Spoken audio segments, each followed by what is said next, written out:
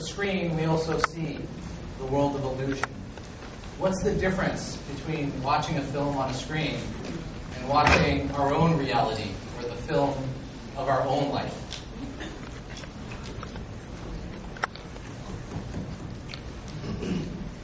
The rule for an actor is you should feel this act is very real.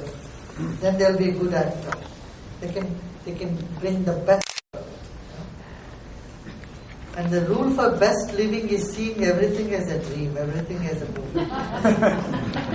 Then you can act without being totally lost in it. So they are very complementary in some way. Actually, Maya means that which can be measured. The word measure comes from the Sanskrit root Maya, means to measure. All that we see cannot be measured. What cannot be measured is the inner feelings. Love cannot be measured. Truth cannot be measured. Beauty cannot be measured. So these are the nature of the spirit which cannot be measured. Everything else in the world, which is made up of 5 elements, earth, water, fire, air and ether, can be measured. So this is called, the world is Maya, which is ever changing, which is subject to measurement. And Norman, if it really is the case that we project our own reality onto the world that we see, I'm fascinated by your perspective as a photographer, because photographs, in a way, are a type of autobiography. They help us create meaning and narrative in our own life. From your perspective, how do photographs help us tell stories about ourselves? I read that question and I decided I wasn't going to answer Okay. it. But I will, because I use the medium of photography as a vehicle to do the inner work. And the same thing with film. And I just what you just said, because just in my own evolution, as part of that, the Maya that I came from in the beginning was measure everything, try and understand it, make it mechanical. And as I got into the depth of the creative process, I realized I was dealing with fundamentals that could not be measured. And I had to, that's as you see on that piece of film, the first question is, you're comfortable with a certain amount of uncertainty. I wasn't, because I wanted to try and control it. And through the work that I did was, in a certain way, pushed to learn to live with uncertainty and that beautiful thing where there are no limits to. Those are the fundamental qualities. But I use the creative vehicle to get to that experience. Jeremy, in connecting the work that you do as a filmmaker with the world around you, the reality around you, I'm interested in, obviously we've had a tragic week, and this is also the 20th anniversary of the LA riots, and there's a lot of talk about what is the role then of media in perpetuating or curbing violence. What do you think the connection is between media and violence, and what do you think, how do you think of your own responsibility as a filmmaker in terms of propagating certain values? Wow. I have an associate over there, John Rodson. We're involved in a project right now that's been a project that's been around for me for around 40 years. And it's called Shot. And it's about what happens to an innocent bystander who gets shot. And what happens to the shooter, who was a 16-year-old kid who didn't mean to shoot. And for 1 hour, we never leave either of these human beings. We stay with them for the entire experience. I've never seen this before. You've probably been with people who've been shot. And you know the golden hour. It's called the golden hour. You survive it, you might survive. Because one of the things we've done is we're inured to the emotion of some of the violence that we propagate continuously. We're inured to the wars that we fight, we don't want to fight. To the 240 million guns that are out there in this particular society at this very moment.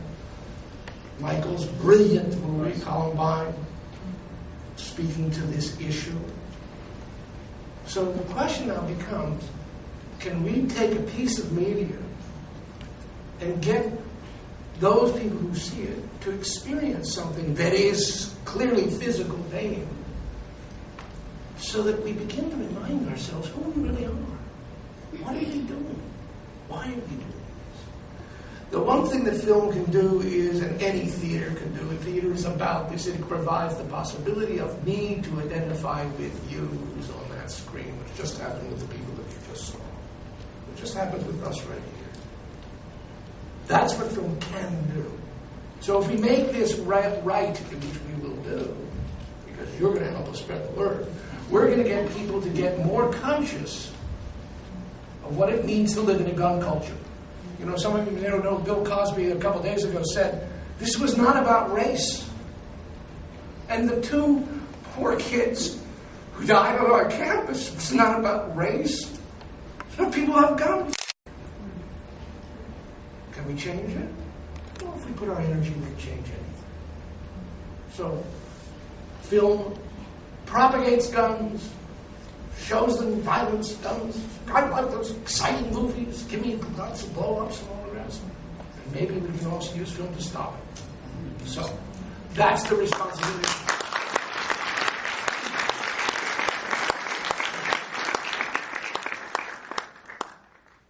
Jason, most of the world is under the age of 30. They're telling new stories about themselves. Technology, as you mentioned, has allowed young folks to move from being cultural consumers to cultural producers. And I think we saw this, social media can be anything from, what am I wearing today, to something as profound as the Arab Spring, where we saw the role of Twitter and Facebook in changing a regime. What inspires you about this generation in terms of their use of social media in telling new stories about themselves and about the world? And if there's some examples that you can share. Absolutely. I'll speak a little bit about what Jared was speaking of. So I've been very involved in the Trayvon Martin online conversation. I try to get involved in as many of these online conversations as possible and help support which ones I believe in. I think the Trayvon Martin story is a very interesting case study. Even a few years ago, someone like Trayvon, who was gunned down, it would never have gotten out into the public eye. But because of social media now, if there's a story that isn't getting a spotlight, this new layer allows us to democratize in a new way and to get that story out there. And I think, obviously the Arab Spring was the biggest boom of that. But I think Americans in many ways are complacent to the power of this online platform because we have so much freedom in this country that we forget how democratizing these tools really are. In other countries where they do not have freedoms of the press, of all these beautiful things that we have in America, they are immediately adapting to these tools and using them in the way that we can see that they can be done with. So I think that Americans are slowly seeing that. I think Occupy Wall Street is another good example of us, using these tools to pull together to get a point across. The Coney 2012 video is another amazing case study of this. And regardless of if it was 100% accurate, it has made huge impacts already. The American government and African governments have already deployed troops looking for the guy simply because kids around America were passing around this video. So, we've heard this term slacktivism a lot. Does a click really matter? Well, a click really matters. And we can see real effects all over the globe with that. So, I think it's a very exciting time, and I think obviously young people are adopting to these tools in a rapid way. If any of you are trying to figure out what your major should be, or if you have kids and they're wondering, it should be computer science.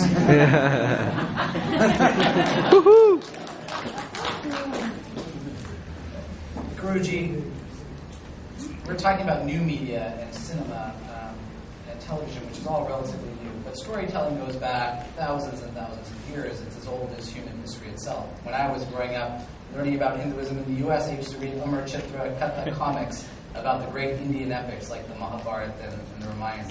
Can you talk about the role of the epic traditions like the Ramayana and the Mahabharata and storytelling, and what sorts of values do they pass on to the generations?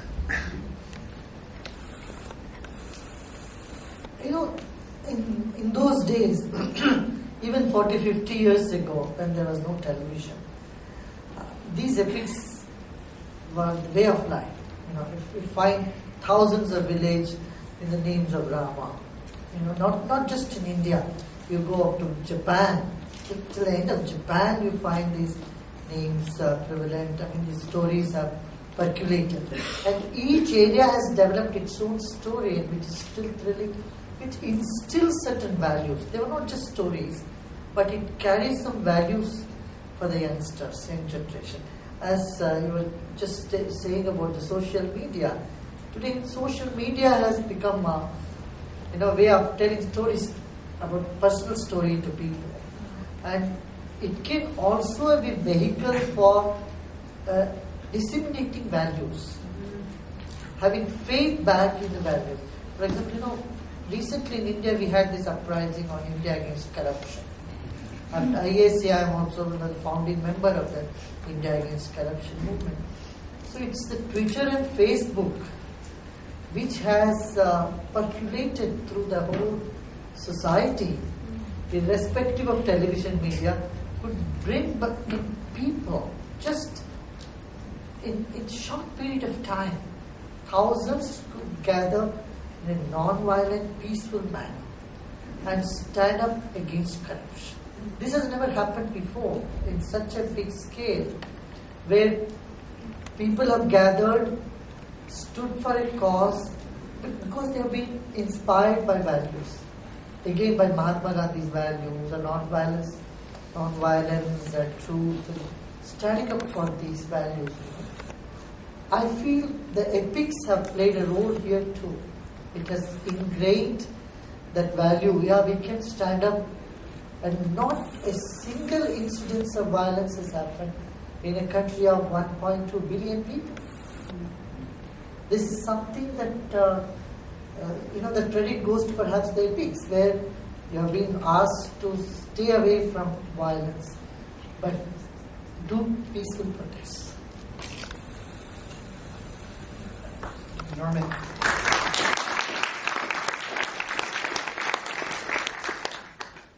In your comments earlier, you talked about the difference between healing and fixing. You felt like you were fixing as a physician in South Africa.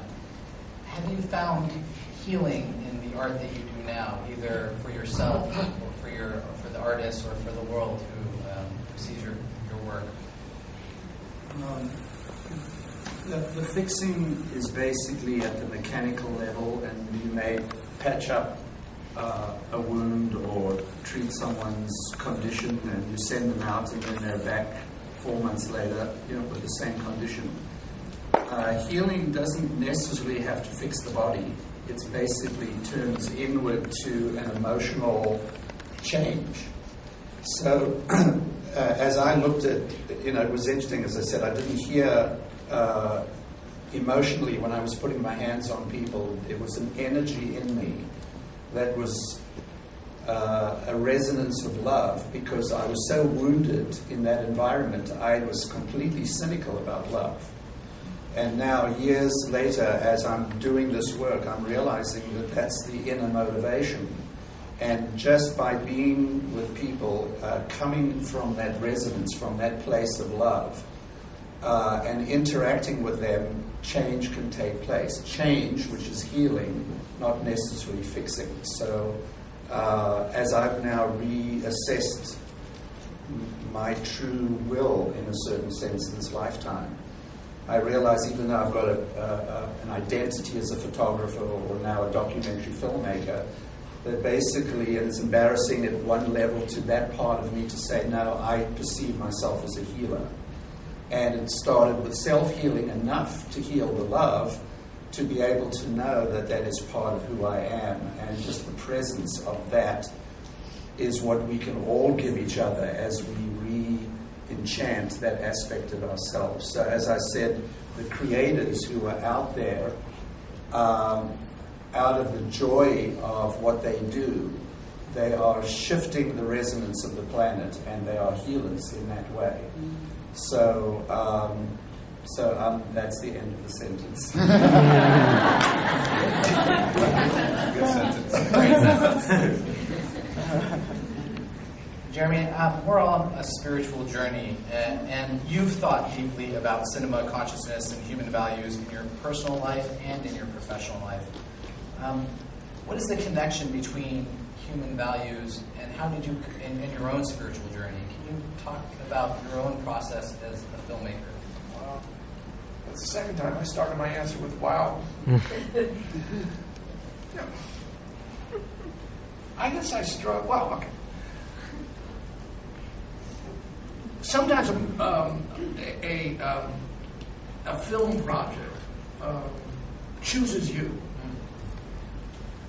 And it may choose you for a reason you didn't even realize. Now, I happened to grow up as I was the son of a rabbi. But those of you who know anything about Judaism, he's a Reform rabbi, which means he might as well. It means that the issue of the spirit was not part of the conversation. The issue of social justice was a constant part of the conversation. When I was little, the idea that we lived to be able to share and help other people, particularly those who were disadvantaged, that was your responsibility as a human being. I grew up with that. Didn't always act when I grew up. But I had no idea about the idea that there was such a thing as a spiritual existence. No. I'm talking about 1,500 of my families going down route